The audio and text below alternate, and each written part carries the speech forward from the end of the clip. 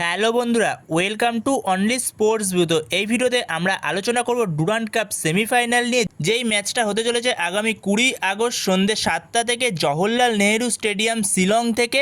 তো শিলংয়ে মোহনবাগান ম্যাচটা খেলতে যাবে। মোহনবাগানের এটা অ্যাওয়ে ম্যাচ। তো মোহনবাগান গ্রুপ চ্যাম্পিয়ন হওয়ার পরেও মোহনবাগানকে অ্যাওয়ে ম্যাচ দিয়েছে। তো মোহনবাগানকে এই ম্যাচটা শিলংয়ে খেলতে যেতে হবে। মোহনবাগান বনাম নর্থ ইস্ট ইউনাইটেড এফসি। তো এই ম্যাচটা নিয়ে আমরা এই ভিডিওতে আলোচনা করব। তো এই ম্যাচে দুই দলের লাইন আপস কেমন হতে পারে, দুই দলের শক্তি ও দুর্বলতা, অ্যাটাক কিংবা ডিফেন্সে দুটো দলেরই শক্তি কীরকম বা দুর্বলতা কোথায় কোথায় রয়েছে, তো সমস্ত বিষয় নিয়েই এই ভিডিওতে আলোচনা করব। তো ভিডিওটি সবাই শেষ পর্যন্ত দেখতে থাকো। আর চ্যানেলে নতুন হয়ে থাকলে চ্যানেলটি সাবস্ক্রাইব করে পাশে থাকা বেল আইকনটি অন করে পাশে থেকো। তো সেখানে আগামী 20 আগস্ট সন্ধ্যে 7টা থেকে নেতাজি জওহরলাল নেহেরু স্টেডিয়াম শিলং থেকে মুখোমুখি হবে মোহনবাগান বনাম নর্থ ইস্ট ইউনাইটেড এফসি।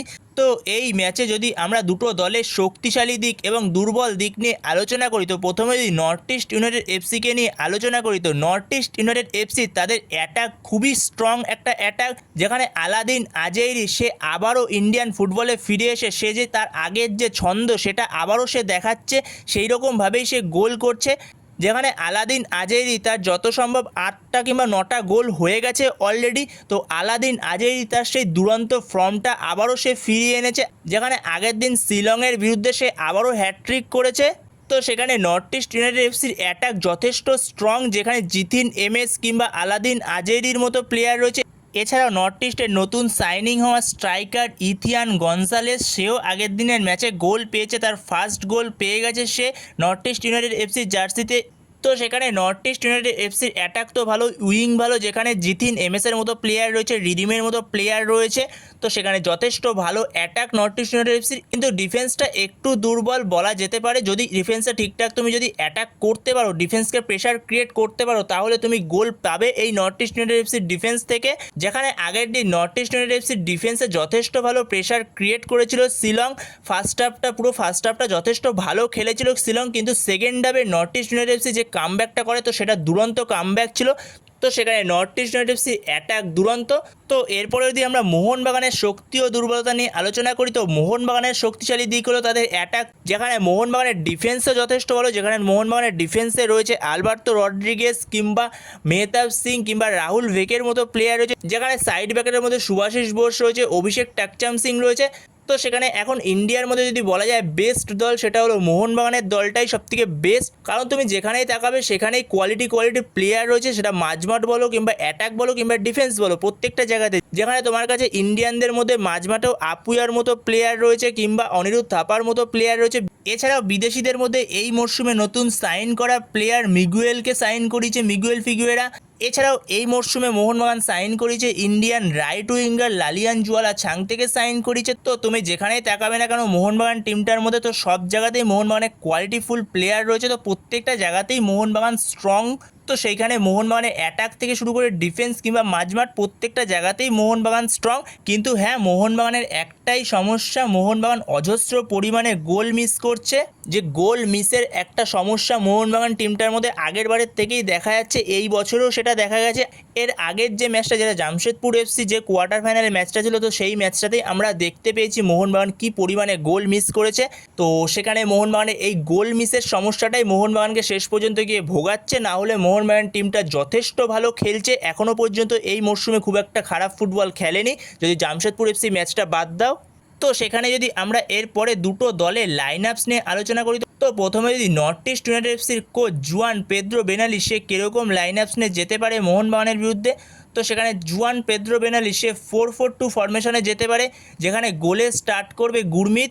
এরপরে ডিফেন্স লাইনে দুদিকে সাইড ব্যাক, লেফট ব্যাকে স্টার্ট করবে সামতে, রাইট ব্যাকে স্টার্ট করবে আব্দুল রাবি।